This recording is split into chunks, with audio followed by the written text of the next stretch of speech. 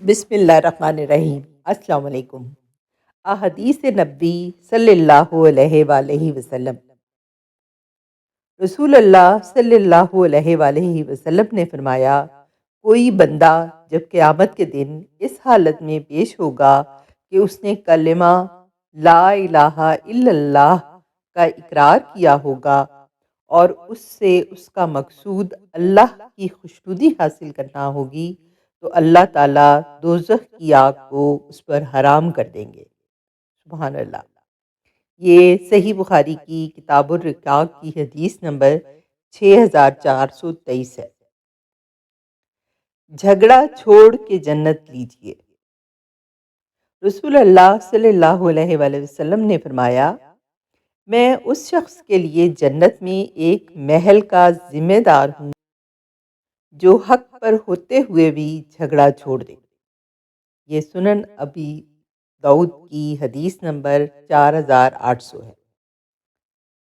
رسول اللہ صلی اللہ علیہ وآلہ وسلم کا فرمان ہے، اللہ کو سب سے زیادہ پسندیدہ عمل وہ خوشی ہے جو مسلمان کسی دوسرے مسلمان کو دے، یا اس سے مصیبت دور کرے، یا اس کا قرض ادا کرے، یا اس کی بھوک ختم کرے۔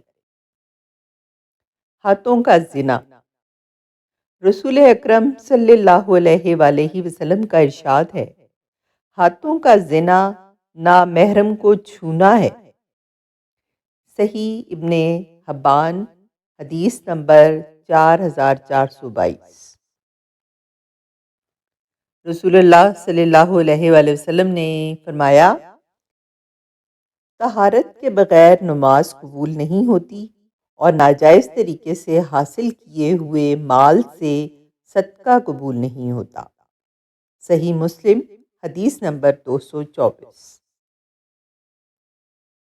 آپ صلی اللہ علیہ وآلہ وسلم کا فرمان ہے کہ کوئی بھی مسلمان جو ایک درخت کا پودا لگائے یا بیج بوئے، پھر اس میں سے پرند یا انسان یا جانور جو بھی کھاتے ہیں وہ اس کی طرف سے صدقہ ہے۔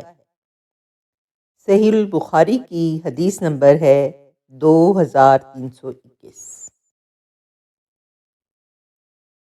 ایک اور موقع پر رسول اللہ صلی اللہ علیہ وآلہ وسلم نے فرمایا کہ جب نماز پڑھتے وقت تم میں سے کسی کو اونگ آ جائے تو اس کو چاہیے کہ وہ سو لے، یہاں تک کہ نیند کا اثر اس سے ختم ہو جائے، اس لیے کہ جب تم میں سے کوئی نماز پڑھنے لگے اور وہ اونگ رہا ہو تو وہ کچھ نہیں جانے گا کہ وہ خدا سے مغفرت طلب کر رہا ہے یا اپنے نفس کو بددعا دے رہا ہے۔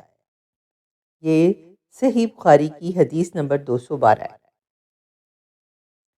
سورہ یاسین کی تلاوت۔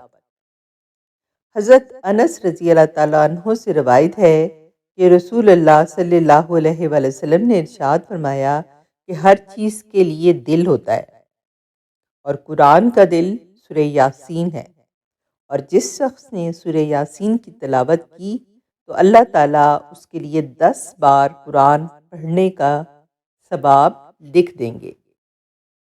سبحان اللہ۔ 7 گناہوں سے بچتے رہو۔ حضرت ابو ہریرہ رضی اللہ تعالیٰ عنہ نے بیان کیا کہ رسول اللہ صلی اللہ علیہ وآلہ وسلم نے فرمایا کہ 7 گناہوں سے جو تباہ کر دینے والے ہیں بچتے رہو۔ صحابہ رضی اللہ عنہم نے پوچھا، یا رسول اللہ صلی اللہ علیہ وآلہ وسلم، وہ کون سے گناہ ہیں؟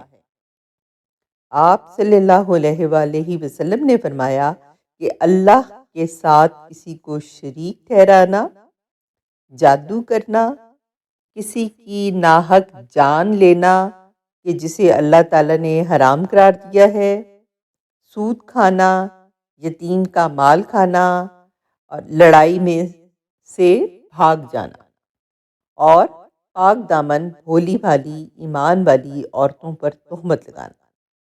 یہ صحیح بخاری کی کتاب نمبر 55 کی حدیث نمبر 29 ہے۔